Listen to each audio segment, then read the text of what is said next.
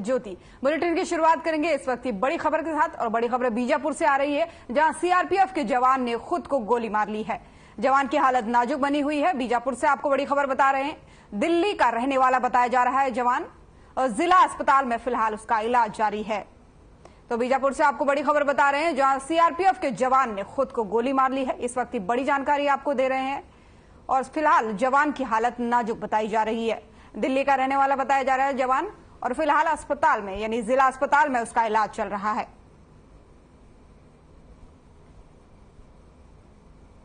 बीजापुर से खबर आपको बता रहे हैं, जहां सीआरपीएफ के जवान ने खुद को गोली मार ली है। रुक करेंगे अगली खबर का, जहां सीएम भूपेश बघेल के बस्तर प्रवास का 17 अगस्त को दूसरा दिन था। अपने 2 दिवसीय बस्तर प्रवास पर मुख्यमंत्री ने युवाओं से भेंट मुलाकात की। इसके बाद से बकावंड ब्लॉक के करवावंड में वो पहुंचे हैं, जहां संकल्प शिविर के तहत चुनाव को लेकर चर्चाएं हुई हैं। इस दौरान मुख्यमंत्री भूपेश बघेल ने मीडिया से बातचीत में कहा कि संकल्प शिविर में हमने बूथ लेवल में कार्यकर्ताओं से चर्चा की है। मुख्यमंत्री ने इस चर्चा में और क्या कुछ कहा है, आइए सुनाते हैं आपको।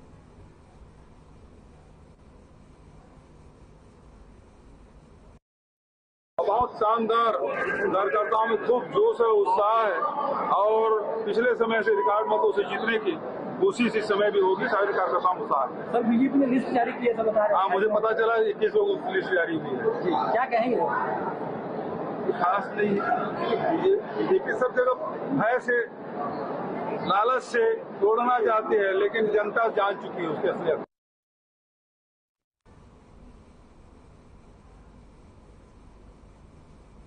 बीजेपी के प्रत्याशियों के नामों की लिस्ट जारी करने के बाद से रामानुगंज विधानसभा से विधायक बृहस्पति सिंह का बयान सामने आया है। आपको बता दें कि इस बार बीजेपी ने रामविचार नेताम को टिकट दिया है, जिसके बाद से ही बृहस्पति सिंह ने रामविचार नेताम पर वार करते हुए उन पर कई गंभीर आरोप लगाए हैं।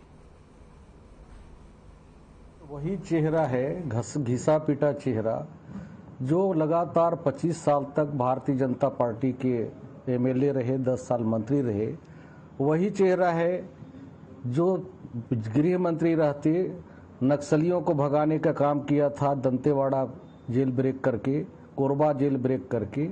वही घिसा पीटा चेहरा और जो गड़बड़ करने वाला मंत्री था, जो हमारे प्रथम श्रेणी के छत्तीसगढ़ के नेताओं की हत्या कराने में अहम भूमिका निभाई थी, जिसने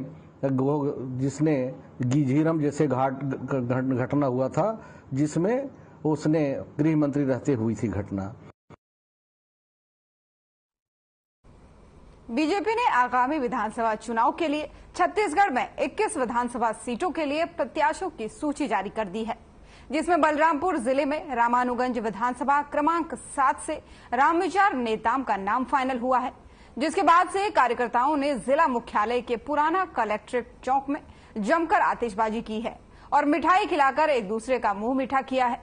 वहीं पार्टी द्वारा रामविचार नेताम को टिकट दिए जाने पर कार्यकर्ताओं ने खुशी जाहिर करते हुए कहा है कि अब की बार रामविचार नेताम की पुकार क्षेत्र की जनता की थी, और इस पर क्षेत्र की जनता भारी मतों से रामविचार नेताम को विजयी बनाएगी। बलरामपुर से आपको खबर बता रहे हैं, जहां रामानुगंज से रामविचार नेताम को टिकट दिया गया है, और इसको लेकर के कार्यकर्ताओं ने जमकर आतिशबाजी की है। बीजेपी ने प्रत्याशियों की सूची जारी कर दी है, जिसके बाद से रामानुगंज से रामविचार नेताम को टिकट दिया गया है, जिसको लेकर के कार्यकर्ताओं में खासा उत्साह देखा गया, और नाम फाइनल होने के बाद से उन्होंने आतिशबाजी की, साथ ही मिठाई खिलाकर एक दूसरे का मुंह मीठा किया, और उन्होंने साथ ही साथ ये दावा भी किया है कि इस बार रामानुगंज सीट से रामविचार नेताम ही जीतने वाले हैं। तो तस्वीरें आपको दिखा रहे हैं, देख सकते हैं अब कार्यकर्ताओं का उत्साह किस प्रकार से मिठाई खिलाकर और आतिशबाजी करके वो खुशी जाहिर कर रहे हैं।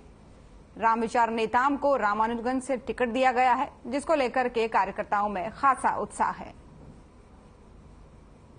आज भारतीय जनता पार्टी केंद्रीय जो संसदीय बोर्ड है, उन्होंने भारतीय जनता पार्टी के रामानुगंज विधानसभा से माननीय रामविचार नेताम जी को प्रत्याशी घोषणा किया है। इस क्षेत्र में कार्यकर्ताओं में और जनता में भारी खुशी है। इसलिए कि इस क्षेत्र की जनता बहुत दिनों से इनके लिए बहुत दिनों से अपेक्षा की थी कि नेताम जी को मौका एक बार मिलना चाहिए, और पार्टी ने बहुत सूझबूझ करके इतना तरीके से जो प्रत्याशी का घोषणा समय से पूर्व किया है, इसके लिए पार्टी को मैं बहुत अपने तरफ से, जिले के तरफ से बधाई दूंगा। हमारे विधानसभा से प्रत्याशी घोषित किया है और सारे कार्यकर्ताओं में हर्ष व्याप्त है कि आज एक लंबे अंतराल के बाद माननीय रामविचार नेताम जी का फिर से इस चुनाव में पदार्पण होगा और जनता उनको वोट देने के लिए उत्सुक है। इस क्षेत्र में जो 10 साल से सूखा पड़ा हुआ था, वो सूखा को खत्म करने के लिए माननीय रामविचार नेताम जी फिर से चुनाव में उतरे हैं और एक बार फिर से भारतीय जनता पार्टी के ऊपर जनता विश्वास जताते हुए इस क्षेत्र में विकास की गंगा बहाने का काम भारतीय जनता पार्टी की सरकार करेगी। आज जिला बलरामपुर रामानुजगंज में पूरे भारतीय जनता पार्टी के कार्यकर्ताओं में खुशी की लहर दौड़ी हुई है, क्योंकि इस क्षेत्र की जन जन की जो मांग थी उसको हमारे पार्टी के शीर्ष नेतृत्व ने सुना है, समझा है और उस पर सही डिसीजन लिया और इस क्षेत्र के माटी पुत्र जन नायक माननीय रामविचार नेताम जी को भारतीय जनता पार्टी ने रामानुजगंज विधानसभा क्षेत्र क्रमांक 7 से अपना प्रत्याशी घोषित किया है, जिससे सभी भारतीय जनता पार्टी के कार्यकर्ताओं में खुशी की लहर है। इसी के लिए आतिशबाजी करके और एक दूसरे को मिठाई खिलाकर इसका खुशी को इजहार किया जा रहा है।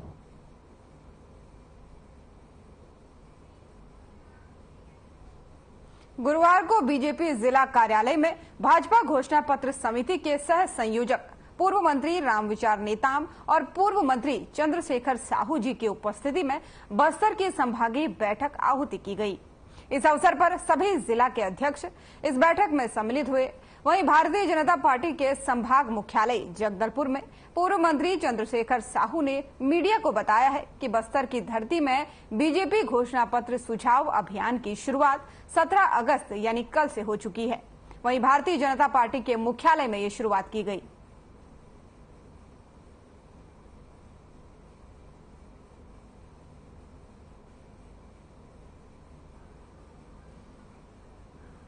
जगदलपुर से आपको एक खबर बता रहे हैं, जहां संभागीय स्तरीय बीजेपी की बैठक हुई है और इस बैठक में जिला अध्यक्ष भी शामिल हुए और इसी के साथ ही कई गणमान्य जो कार्यकर्ता हैं बीजेपी के वो शामिल हुए। घोषणा पत्र सुझाव अभियान की इस दौरान शुरुआत हुई। 17 अगस्त यानी कल से इस अभियान की शुरुआत की गई है। आपको बता दें कि संभागीय स्तर की बैठक में ये शुरुआत हुई है, जिस बैठक में जिला अध्यक्ष समेत कई कार्यकर्ता और नेता शामिल हुए। अभियान की शुरुआत के दौरान की तस्वीरें आपको दिखा रहे हैं, देख सकते हैं भारी संख्या में लोग यहां पर उपस्थित हैं और दीप प्रज्वलन के साथ ही अभियान की शुरुआत की गई।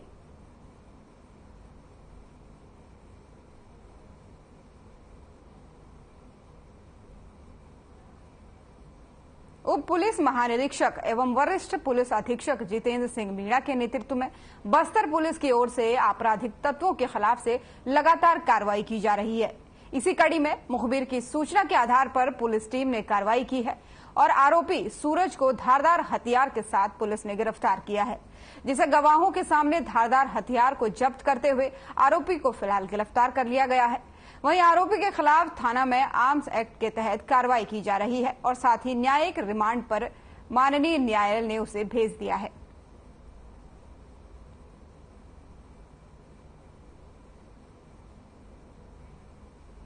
जगदलपुर से आपको खबर बता रहे हैं, जहां आर्म्स एक्ट के तहत एक आरोपी पर कार्रवाई हुई है। साथ ही इस आरोपी को पुलिस ने जगदलपुर से एक धारदार हथियार के साथ गिरफ्तार किया है, जिसके बाद से इसकी न्यायालय में पेशी भी की गई और पेशी के बाद इसको हिरासत में भेज दिया है। तस्वीरों में हथियार भी आपको दिखा रहे हैं।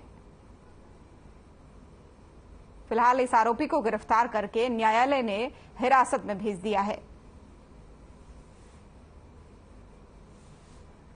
और साथ ही आपको बता दें कि आर्म्स एक्ट के तहत इस आरोपी पर कार्रवाई भी की गई है। सूरज इसका नाम बताया जा रहा है और पुलिस ने इसको एक धारदार हथियार के साथ गिरफ्तार किया है।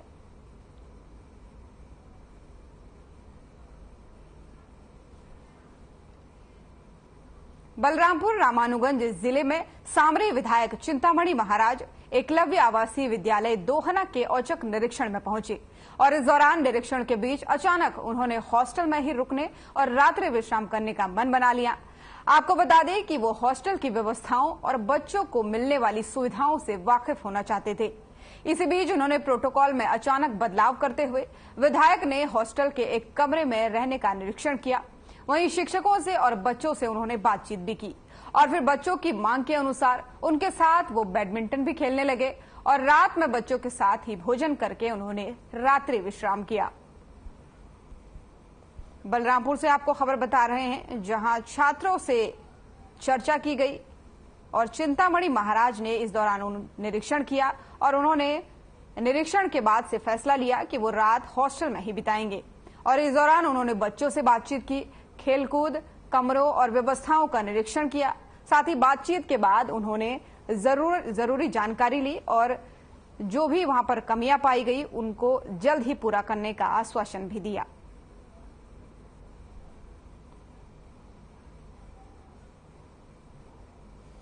दो तीन बच्चे सवाल किए थे।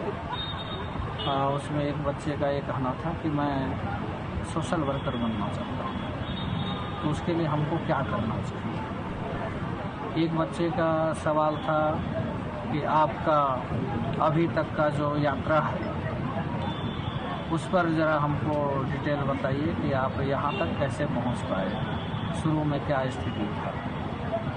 और एक बच्चे का सवाल था, वो साइंस के कोई शिक्षिका हैं जो पढ़ाती हैं, उसको शायद वो समझ नहीं पाते हैं, जो भी कारण हो।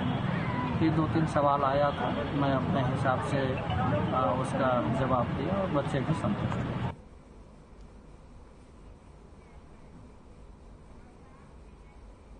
अगली खबर बलरामपुर से है, जहां जिले के सामरी क्षेत्र में साल 2020 में सीआरपीएफ बटालियन पर नक्सलियों द्वारा हमला करने के फरार इनामी नक्सली सुरजन यादव को पुलिस की टीम ने जसपुर से गिरफ्तार कर लिया है। पुलिस ने आरोपी के पास से एक तलवार भी जब्त की है। साथ ही आपको बता दें कि आगामी कार्रवाई में पुलिस जुट गई है। तो बलरामपुर से आपको खबर बता रहे हैं, जहां पुलिस ने एक आरोपी को गिरफ्तार किया है और ये आरोपी जो है इनामी नक्सली है और इसको लेकर के पुलिस ने इनाम भी घोषित किया था और अब पुलिस ने आरोपी को गिरफ्तार करने में सफलता हासिल कर ली है। सीआरपीएफ की टीम पर नक्सलियों ने हमला किया था और उस दौरान इस आरोपी का भी नाम सामने आया था, जिसके बाद से इस पर इनाम घोषित कर दिया गया था और अब पुलिस ने इसको गिरफ्तार करने में कामयाबी हासिल कर ली है। बलरामपुर से खबर आपको बता रहे हैं। गिरफ्तार आरोपी को आप तस्वीरों में देख सकते हैं।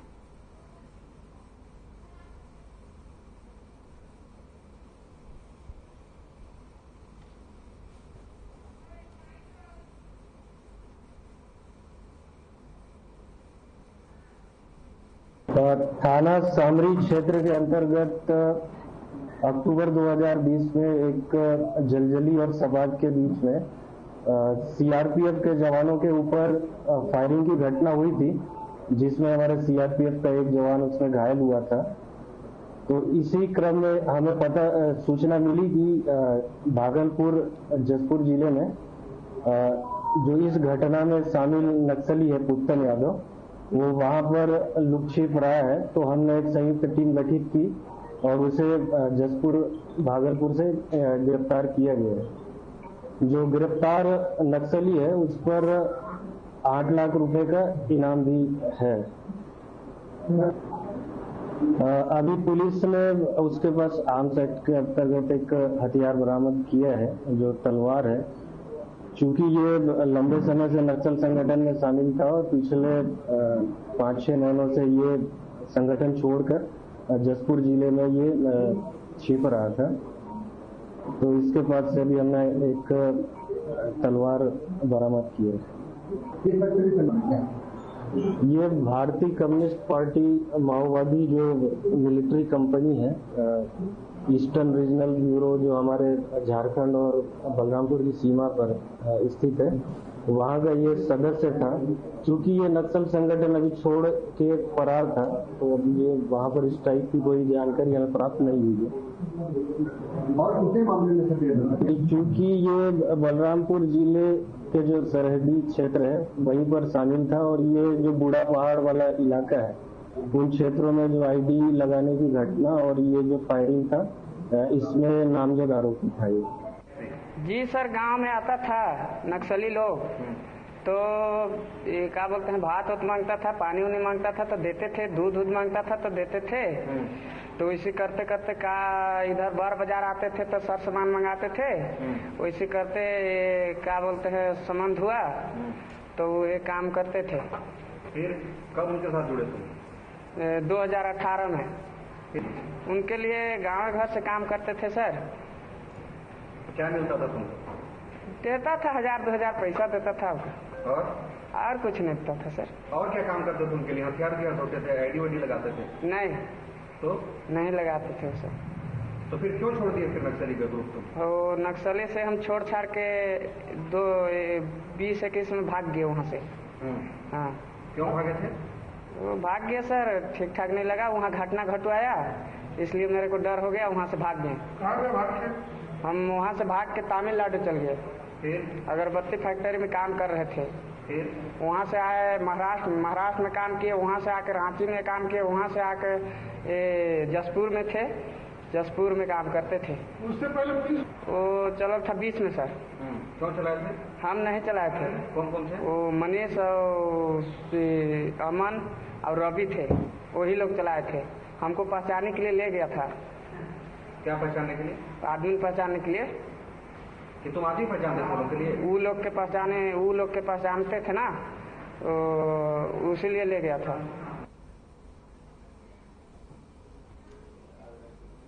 अति संवेदनशील क्षेत्र में बंद स्कूल खुलने से बच्चों को बुनियादी सुविधाओं के साथ ही अच्छी शिक्षा मिल रही है। सिलगेर के स्कूल में विधायक विक्रम मंडावी, जिला पंचायत उपाध्यक्ष कमलेश कारम, सहायक commandant 229 Kuldeep, CRPF Rahul Yadav, CEO, इसी के साथ ही बीआरसी वेंकटेश तोकल व मंडल संयोजक पी रामकृष्ण और सरपंच सिगलेर का स्कूल खुलवाने में विशेष योगदान रहा है। वहीं स्कूल में की जा रही मांग के अनुसार जिला प्रशासन ने ड्रेस सहित अन्य सामान मंडल संयोजक के द्वारा उपलब्ध कराया है।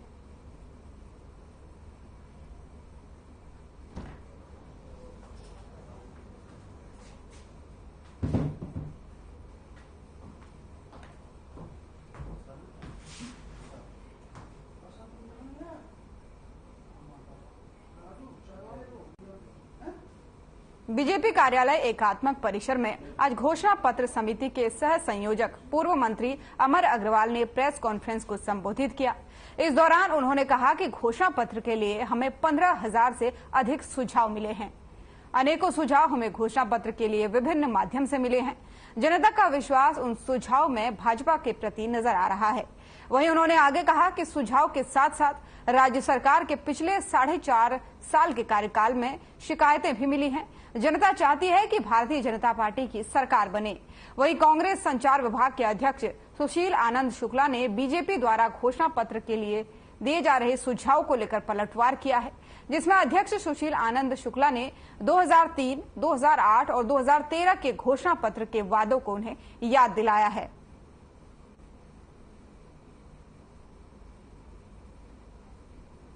रायपुर से खबर आपको बता रहे हैं, जहां बीजेपी ने प्रेस कॉन्फ्रेंस की है। पूर्व मंत्री अमर अग्रवाल ने यह प्रेस कॉन्फ्रेंस की है। इस दौरान उन्होंने कहा कि जनता चाहती है कि बीजेपी की सरकार बने।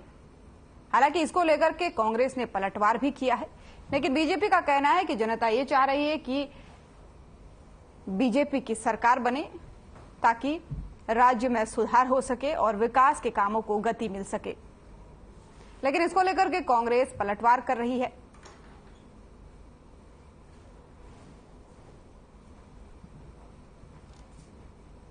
आपको बता दें कि पूर्व मंत्री अमर अग्रवाल तीनों बार इनको छत्तीसगढ़ की जनता ने सरकार चलाने का अवसर प्रदान किया। साथियों, इन तीनों घोषणा पत्रों को जो उन्होंने अपने फ्रंट पेज में प्रमुख बिंदुओं का स्थान दिया है, 7,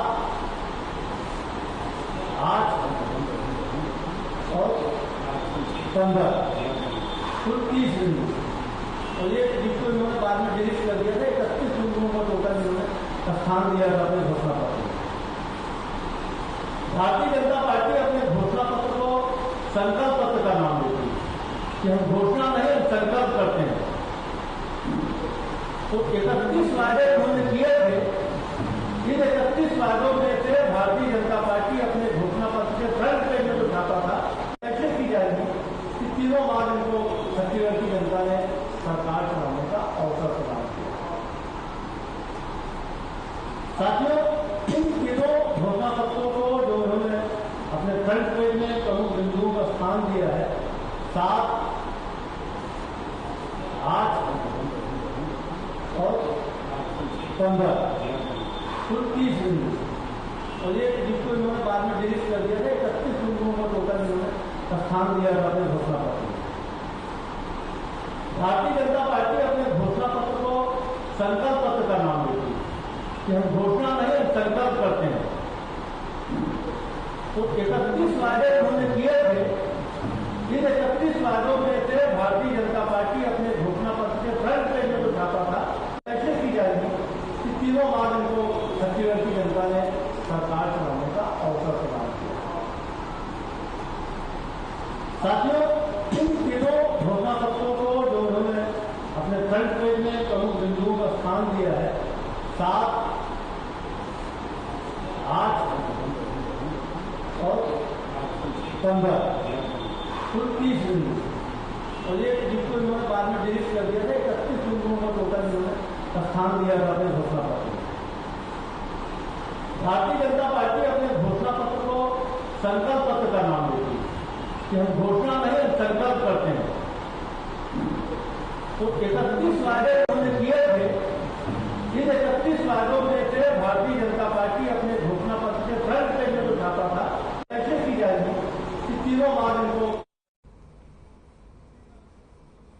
छत्तीसगढ़ के डिप्टी सीएम टीएस सिंहदेव के भतीजे और रेड क्रॉस सोसाइटी सरगुजा के अध्यक्ष आदित्य टेश्वर शरण सिंह देव अपने एक दिवसीय प्रवास पर बलरामपुर रामानुगंज विधानसभा पहुंचे, जहां कार्यकर्ताओं ने उनका जोरदार स्वागत किया।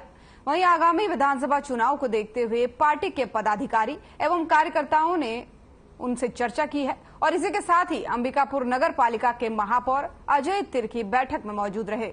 वहीं कार्यकर्ताओं की मांग पर आदित्य टेश्वर शरण सिंह देव ने कहा कि पार्टी सर्वे के अनुसार जिसका नाम आगे आएगा उस पर संगठन का अंतिम निर्णय होगा।